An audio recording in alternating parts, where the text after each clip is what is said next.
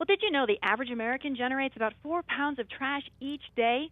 That adds up to more than 250 million tons of trash every year. Well, the good news is that more than a third of the country's trash is now repurposed into new products. But you might wonder what happens to the other two-thirds that can't be recycled. Well, joining us now is Sharon Kneiss. She is the president and CEO of the National Waste and Recycling Association. She's going to explain what becomes of the trash we throw away and how it affects our communities and our country as a whole. Sharon, welcome. It's wonderful to have you with us. Thank you for having me. Absolutely. Well, Sharon, let's get right into it. What actually happens to the garbage that can't be recycled?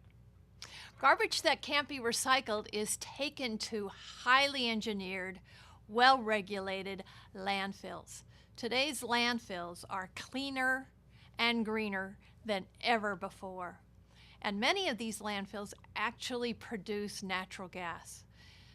As a matter of fact, they produce enough gas to power and heat about 2 million homes and companies in this country every year.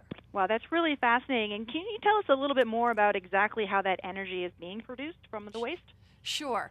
As trash is deposited in the landfill, it's covered with soil and eventually decomposes.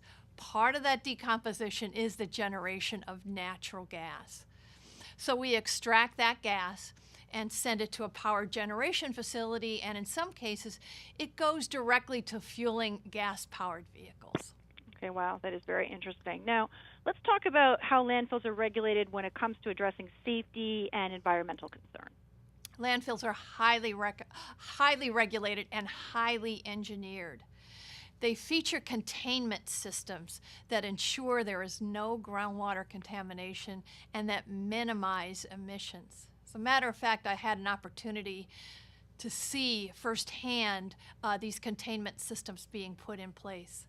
And I have to tell you, the level of engineering sophistication and protection is amazing. Okay. Now, what would you say to people who are concerned that perhaps the U.S. is running out of landfill capacity? Are we? The level of landfill capacity has remained fairly stable over the last decade or two, and we anticipate we'll have enough capacity over the next several decades. Okay, that is good news. Now, let's also talk about what happens to a landfill once it's closed. Once a landfill is closed, it is capped and monitored for many, many, many years.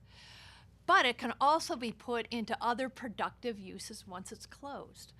It can be used for parks, for other kinds of recreational facilities, for golf courses. There are some malls that sit on landfills. And as a matter of fact, Mile High Stadium was built over a closed landfill. Okay, wow, that's great to know.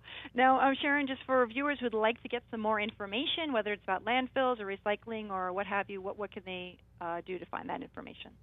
To learn more about how we handle all kinds of waste, including recycling, please go to beginwiththebin.com. Okay, easy to remember, beginwiththebin.com. And Sharon Kneiss, we appreciate your time today, and thank you again for joining us. Thanks for the opportunity.